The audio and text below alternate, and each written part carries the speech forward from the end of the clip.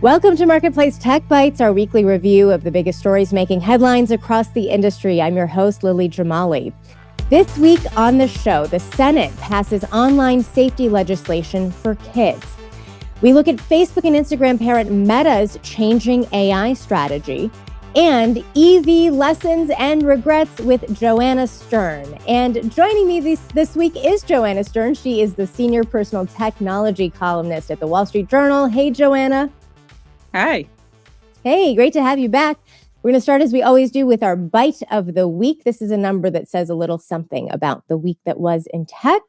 What do you have for us? I'm going to go with $11 billion. That's the amount of ad revenue that major American social media platforms made from young users or users younger than 18 in 2022. And that's according to a Harvard study. That's right. And that is a good segue into... It's a lot of money. It is a lot of money, and it brings us to our first story this week. The Senate passed the Children and Teens Online Privacy Protection Act, also known as COPPA 2.0, and the Kids Online Safety Act, or KOSA, and we're going to get to the specifics in a moment. But first, how significant is this, Joanna, to see the Senate not just pass any kind of tech regulation, but to do it by a 91-3 vote, a very bipartisan vote there? It's significant and it's long overdue. And I think that's what we are seeing here is just an eagerness from these lawmakers to get some more modern protections in for America's youth around digital safety. Yeah, and looking at the specifics, COPPA 2.0 would ban targeted advertising to minors and data collection without their consent. It also gives parents and kids the option to delete their information from platforms. KOSA creates this thing called a duty of care, is the term that's been used for online platforms that are used by minors. This means, quote, reasonable measures are taken to limit harms as companies design their platforms. Reasonable can mean different things to different people. So I've been wondering, how implementable is this law is this legislation if it becomes law? Well, there's talk of a couple of different things here, but really this just means that it is a reasonable amount of care that these online platforms will put into place to protect kids and protect those under 18 from interacting or seeing certain types of content. And of course, when we say that, it doesn't sound like that big of a deal, but how do you completely block kids or at least do this reasonable measure of these kids not seeing information about, sexual exploitation, drug promotion, eating disorders?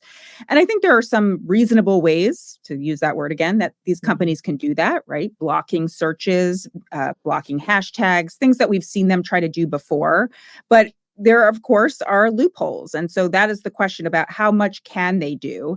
Of course, there's also another push on this, is that this restricts kids and it restricts the freedom of speech of the platforms and what people can say on them and what kind of access they can give to these kids. So there's a couple of different concerns around this specific part of this bill.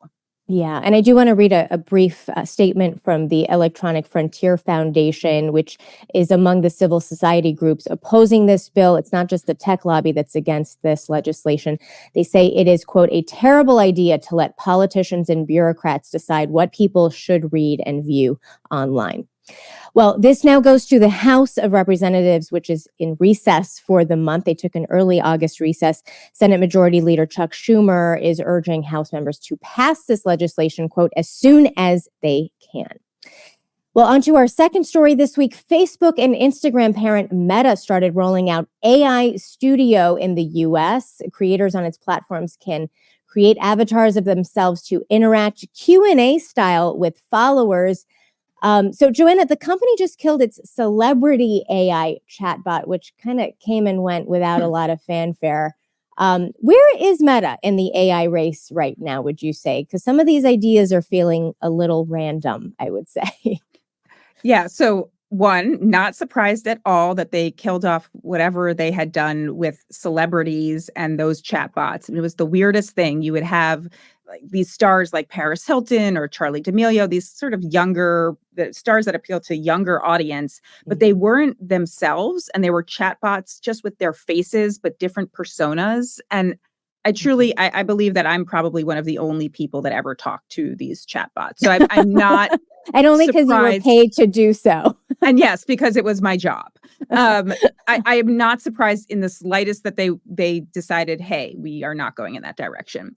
But to answer your question, I think Meta's in this position right now where they actually have very cutting edge large language models, and they are building a big business in AI, but they're struggling with how does that intersect with our current business, which is really social media. What are we providing to people within these apps that have huge numbers of engaged users? What are they going to do there? So yes, this was one idea. Okay, maybe they'll talk to chatbots of celebrities that aren't really celebrities. Now they've moved on to another idea, which is probably not going to be as much of a I think it could do okay, which is you are creating bots related to a persona or an influencer, and so their fans can interact with them, and they're not actually the person, but they're actually representing the person. I realize me explaining that makes it sound like no one would want that. But I think this is, again, them struggling to figure out what is the AI that we're going to put within the app, Instagram, Facebook, WhatsApp, that people are going to want to engage with. Right. And they are now also bringing the AI assistant to its Quest headsets starting this month. That's both here in the US and in Canada. I will say, though, one thing that the Instagram started to release last week, because Meta talked about this when they released their new large language model, was this new feature in Instagram where you can use generative AI to create a photo of yourself, or you scan your face and then you can put yourself, you imagine yourself. It's called Imagine Me, and you can put yourself in other jobs or positions. So I could say, imagine me as a radio host, imagine me as a doctor, and it creates a image of me dressed in kind of that garb, etc. And it's pretty fun. I've been seeing those kind of go viral. So I think those are good examples of where Meta is intertwining AI with the social media experience. Yeah, I can totally picture my mother doing that and imagining me as a doctor and not as a radio host. My Middle Eastern mother would love that. Okay. So just briefly, do you feel like this move, the AI assistant being paired with the Quest headset, has promise? Yeah, I think we're going to see AI assistants come to all our devices. And if you natively control the hardware of those devices, right? Like Apple's going to do that with Siri on their devices. Microsoft is doing that with Copilot on their devices. Android is doing that with Android phones, Samsung, Google, et cetera, are doing that with Android and Gemini on those devices. And so it makes sense. Meta owns the hardware for Quest, and they're going to do that with their own AI assistant on the Quest. All right. Well, a story to watch for sure. I know you will be, as will I. On to our third and final one. I'm really pumped about this one. For much of the last year, we have followed along on your journey as an EV vehicle owner, or really you were leasing, not owning, the Ford Mustang Mach-E, I believe it was. And in case members of our audience missed it, here's how it started. Let's play that clip. I evaluated them on 4 features: battery life, charging, infotainment, and semi-autonomous driving. And yes, I factored in other important stuff too, including safety, handling, and... Why do you like this car? Because it farts. Let's go! That's an important criterion. I'm sorry. He's still upset we didn't get that car. Well, today we look at how it's going, and you've been reporting on how it has been going a year in. What's been your biggest regret about leasing an EV so far? The EV that you chose specifically as well. The biggest regret, which is an ironic one, is that I got it at the wrong time. Because if I had leased a couple of months later, or at least, a couple of months, I would have gotten a better deal. And that is because the deals on leases have gotten a lot better in the US, in large part because of tax breaks, and also because of the demand and the supply and demand, and these dealerships just wanting to push these cars. So I probably would have saved, I don't know, $50 to $100 a month if I had gotten it a little bit later. Yeah, which is that's my regret. What's been the biggest positive surprise? I think the biggest surprise has been that public charging, I was so worried about public charging and Mhm. range anxiety and that I was going to be stranded on the side of the road. I mean, I had this vivid nightmare a year ago. I'm stranded on the side of the road and I'm Googling, how do I hitchhike? How do you hitchhike without looking like a creep? I don't know. So, yeah, In like New Jersey. I'm in New sorry, New Jersey. Jersey. Thank you. I should have put that in there. I'll And edit that your just next didn't one. happen, right? It didn't happen, and I don't really worry that much when I'm on the Yeah. road, and I will say, like, I live in New Jersey, as you just told everyone, proud New Jersey resident, but look, I live in an area where there are lots of charging stations, but one of the biggest changes, and I think we talked about this on the show a couple months ago, was that Mm. Tesla opened up its charging network. And it Yes. allows Ford and Rivian and other types of cars to now charge at their chargers. And Tesla has by far the most vast and reliable charging network in the country. And so now when I'm driving, I don't really worry as much as like, oh no, I'm going to end up at an EV Go or an Electrify America, and there'll only be, one stall left and it'll be broken. Like I'm not Mhm. as worried about that because I have access to the Tesla charging stations. Yeah, because 2, 3 years ago, getting something other than a Tesla would have been really going against the grain there, but you were waiting for this.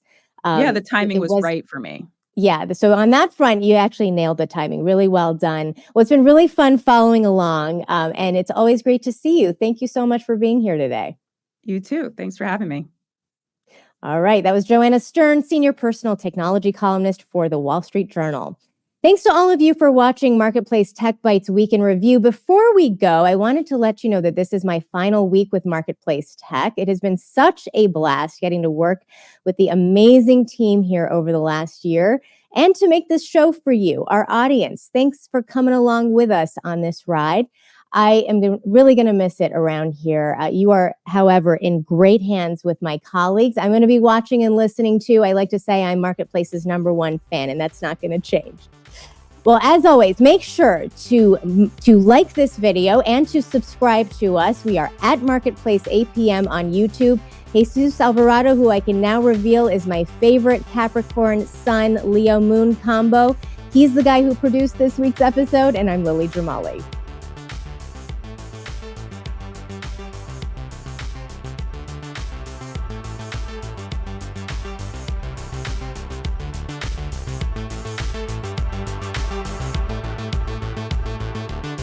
This is APM.